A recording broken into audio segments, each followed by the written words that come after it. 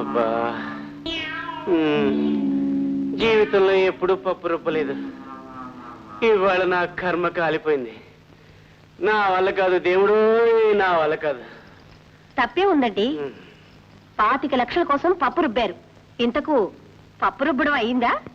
ఏం రుబ్బటం ఏమిటో, రుబ్బి రుబ్బి నా జబ్బలన్నీ రోళ్లు లాగా అయిపోయాయి. కాస్త అమృతాంజనం తెచ్చి కాపడం పెట్టు.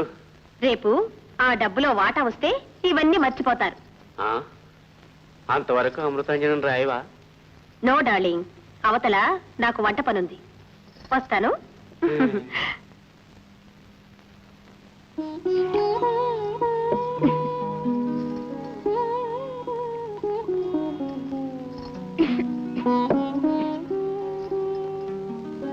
అత్తగారు, మీ చీరలు త్వరగా ఇచ్చేయండి, ఉతికి ఆరేస్తాను.